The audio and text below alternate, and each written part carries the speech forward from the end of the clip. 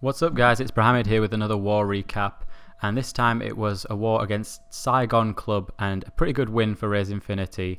I'll just take you through the bases. You can see here plenty of 3 stars.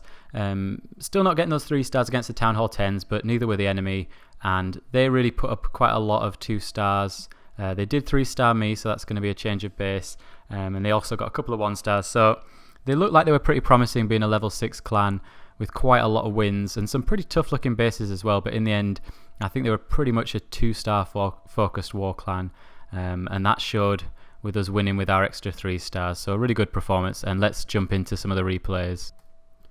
First up we've got Jim, and actually before that we just see us winning the war. I was so optimistic about getting this video out quickly that I was actually recording as we were winning the war, which was last thing on Sunday, but then I got dragged into a game of golf and the gym tonight, so I'm a little bit behind where I wanted to be. But what I've done is just record the top 3-star attacks that we had, and the first one is Jim against one of their top, in fact I think it was their top Town Hall 9, and you can see it's a really tough base. High level queen, you can kind of see where you're going to need to come in to get a range of the clan castle there, and you can see those really tough walls as well. So one of the issues here is obviously going to be time, because you can easily get bogged down by walls like this, but you can also see it's a very open base and it's got this really nice big core on it as well. And take a look down the bottom there, you can see that Jim's brought Valkyries, so you probably know where this one's going. I liked on this attack how patient Jim was. I was a little bit surprised to see this bit, but it isn't long, it's only a few seconds, but you see he drops his archer at one side of the funnel, wizard at the other, and using those army camps, which always make a good funneling point, and using the wizard to destroy a couple of buildings on the other side, he's created a really nice funnel. Golems down, and he also dropped a hog in there just to make sure that the clan castle came out. The poison, probably not that effective because the clan castle was moving through it, but to be honest, poison isn't going to deal with a clan castle like that where you've got quite high health things like balloons and a dragon as well. So dropping down his wizards and his queen there to make sure he takes out all of the clan castle, and then he's going to get in and start getting the heroes, and at this point dropping in his Valkyries as well, and you'll see in a second the jump spell goes down and now they've got access to the core. And I mean, look how they just melted through that king, and now with a rage spell they're going to completely wipe out the queen. There she's gone, and start to take out the defenses, popping all of those giant bombs, taking out the Teslas, etc. And all that really leaves then is the exposed point defense around the outside. And so what Jim needs to do, and what he's doing now, as you can see, is dropping in those hogs. And the hogs are pretty much going to take a path around. And I really like this. If you look at the top, you see he drops a giant in. So he's not precision hogging around the outside, but instead he used the giant just to take a little bit of pressure off those hogs, distract that cannon and the archer tower on the side there. And now they're just going to work their way around, wiping out those point defenses, while a lot of them are pointing in, shooting at the golem in the centre. And he's even got a few wizards in the bag, so he can drop them down for a bit of cleanup as well. Plenty of heals, and you can see as well, I like how the squad from the middle with the Valkyries and the heroes converged under the heel at the same time as the hog riders. So really well planned and pathed out attack there, which resulted in a really good 3-star against probably about as tough a Town Hall 9 base as you're going to see, to be honest.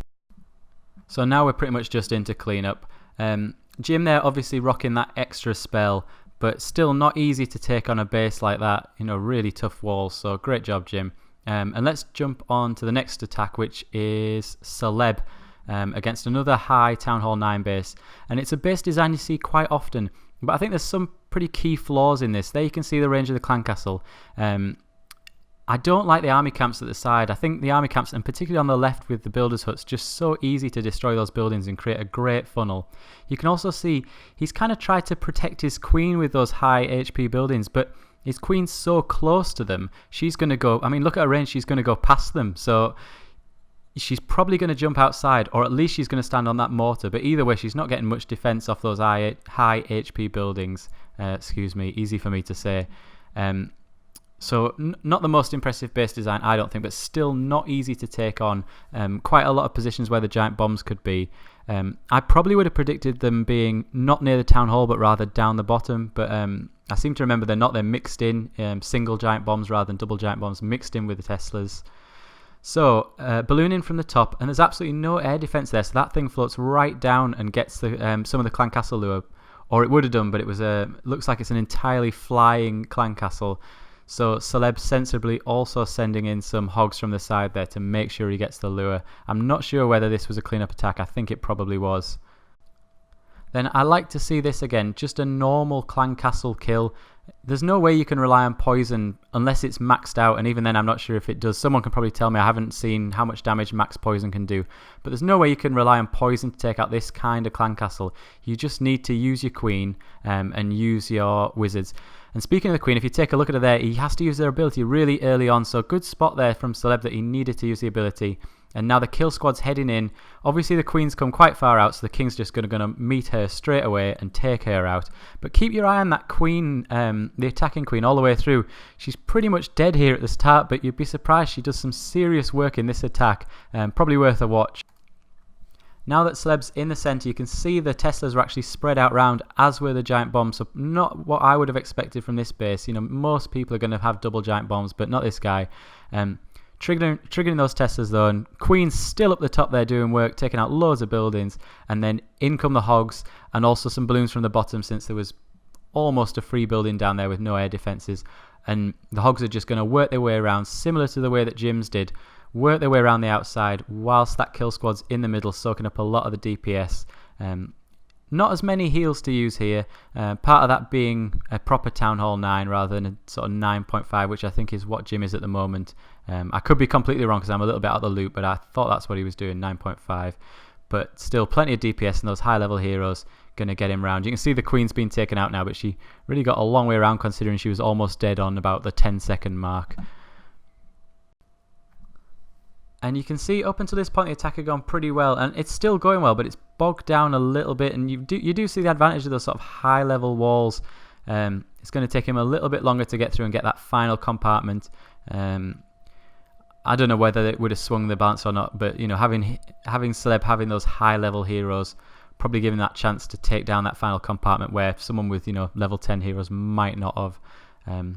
So showing the advantage there of, you know, make sure you get your walls up and make sure you level up those heroes as well. Really important. Although I would certainly argue that they're overweighted a little bit in clan war matchmaking. You probably shouldn't be weighted as high as they are, but they're still very important. And trust me, they're a lot of fun to have high level as well. So just the cleanup now, and then we'll go on to the last attack, which is my attack, rather egotistically. So here I am. I won't make any apologies for the egotism. I'm sure you're used to it by now. Again, we're looking at a pretty good Town Hall 9 base, decent level heroes. Probably on the tricky side for me. I was a bit worried about this attack, but it was one of the few left that needed a star that had a good sized core and wasn't like completely surrounded by lava walls. You can see decent level heroes. I think they're quite comparable to the ones I'm using on Lizpig. Good defenses. Really compact down the bottom there. You can see lots of defenses down there, and a mortar. I wanted to do the lure down the bottom, but that mortar was kind of in a bad position, so I decided in the end that I was going to expend quite a lot on the lure. I wanted to knock out the mortar and also get rid of those archer towers at the side, and that was going to let me create a really wide funnel because there was loads of trash down the bottom, but I really did want to send my Valkyries down from the bottom there because I thought they could do a lot of damage. It was a cleanup attack, so I knew exactly what was in the clan castle, and I think I'd seen whoever attacked this first wipe it out in pretty much the same way. They did a great job on the clan castle, so I just copied that. That was easy. Showed the advantage of watching replays. And you can see dragon goes down easily, and then the two balloons. And I'm just waiting to make sure lots of those defenses are targeting my troops so that my wall breakers don't get knocked out by defenses, because I've had a lot of problems with wall breakers. Drop them one by one so they don't get hit by a mortar, and then as soon as the gap opens up and I'm happy there's a funnel, get my Valkyries in. And you'll notice there's a difference between my attack and Jim's attack, and that's I'm going all heals with my Valkyries at the moment.